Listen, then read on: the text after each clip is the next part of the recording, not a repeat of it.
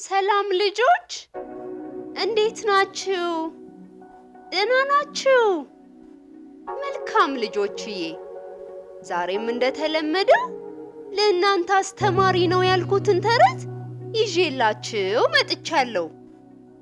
ለቻናሉ አዲስ ከሆናችሁ ሰብስክራይብ ማድረግና ላይክ ማድረግ እንዳትረሱ። ተረት ከዕለታት አንድ ቀን አረንጓዴ በሆነችና በኮረብታዎች በተከበበች ትንሽ መንደር ውስጥ አሚን የሚባል ልጅ ይኖር ነበር። አሚን እርሻ ውስጥ መዞርና እናቱ ዶሮዎቻቸውን ስትንከባከብ ማገዝ በጣም ይወዳል። ሁልጊዜ በጠዋት እያንዳንዱን እንቁላል በጥንቃቄ በመቁጠር ከዶሮ ቤቱ ውስጥ ይሰበስባል። አንድ ቀን ጠዋት አሚን እንቁላሎቹን እየሰበሰበ ሳለ ከእንቁላሎቹ ውስጥ አንዱ ያልተለመደ ወርቃማ ብርሃን ሲያበራ ተመለከተ።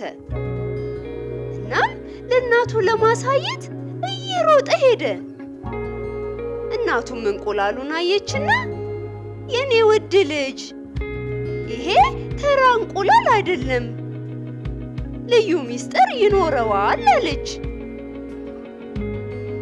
አሚን እንቁላሉን ከትራሱ በታች አስቀመጠና ህልም እያለመ ተኛ።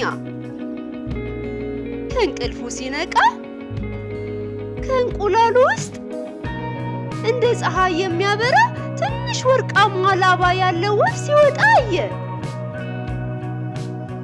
ወፏ አሚን ስለተንከባከብከኝ አመሰግንሃለሁ፣ መልካም ስላደረክልኝ 3 ምኞቶችን እንድትመኝ ፈቅጄልሃለሁ አለችው።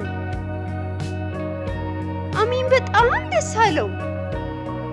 እሺ፣ እኔ የምመኘው ለመንደራችን በቂ ምግብ እመኛለሁ፣ ማንም እንዲራብ አልፈልግም አለ።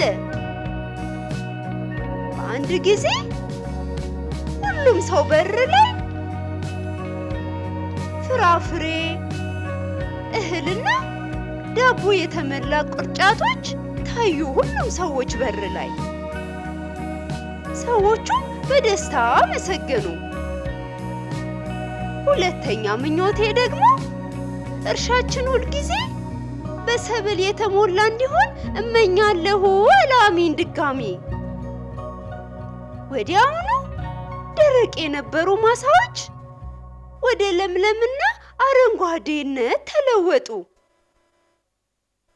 ዛፎቹም ጣፋጭ ፍራፍሬዎችን አበቀሉ። የመንደሩ ሰዎችም ስለ ምርት መጨነቅ አቆሙ፣ በደስታም መኖር ጀመሩ።